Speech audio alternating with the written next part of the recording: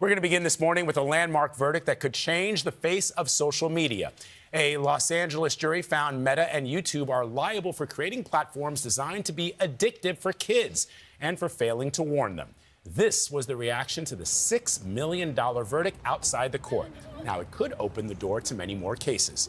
Jolene Ken has been covering the story for us and joins us now. Jolene, good morning. Vlad, good morning. I've been covering this issue for almost 15 years, and this felt like a landmark moment, a major verdict on the impact of social media on kids. 10 of 12 jurors here in Los Angeles found Meta and YouTube responsible for creating products as addictive as cigarettes and casinos for young people.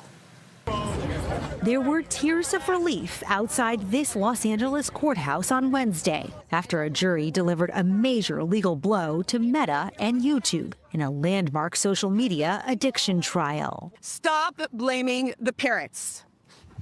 It's on you.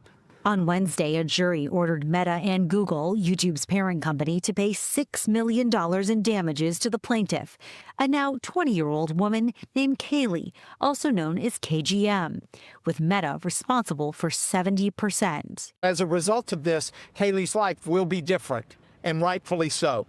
KGM claimed features like infinite scrolling and autoplay were factors in addicting her to the apps that she said led to depression and anxiety. During the trial, billionaire Meta CEO Mark Zuckerberg was called to testify about the goals he set for keeping kids on Meta's apps. He told the jury, quote, "We try to create a service that is valuable for people." Meta says it will appeal. We will continue to defend ourselves vigorously as every case is different, and we remain confident in our record of protecting teens online. In a statement, Google says this case misrepresents its video streaming and sharing app, YouTube, and that it is, quote, not a social media site. This is the second verdict in over 24 hours holding Meta accountable. Kids social media expert Devora Heitner. I think the apps are recognizing that there's a real turn in the tides of public opinion about the level of harm users are willing to kind of live with. Families who say social media led to their children's deaths by suicide believe this is just the beginning. Big Tech, your gig is over. Yep. Meta's loss here in Los Angeles comes just one day after a New Mexico jury found the company liable for failing to warn its users about its platform's risks to children there, awarding $375 million in penalties to the state. And Meta says it will appeal that decision as well, Vlad. All right. So, Jolene, I get it.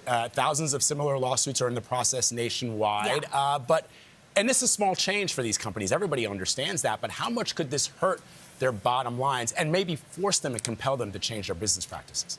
In the short term, it's not very much money at all. The trial's payouts are basically, they don't even amount to a slap on the wrist for these billion-dollar companies. You know, last quarter, Facebook Meta made about $60 billion. The verdict, $6 million here in Los Angeles. But the key is that this is opening the door to what happens with the rest of the litigation nationwide. The Judicial Council Coordination Proceeding, that's the JCCP here in LA, has hundreds of cases in process. There's also another major federal case expected to go to trial in June, another unprecedented event.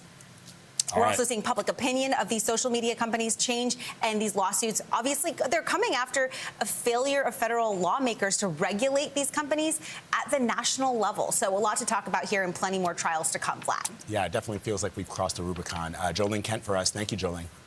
The court of public opinion is growing louder. Thank you, too, Jolene.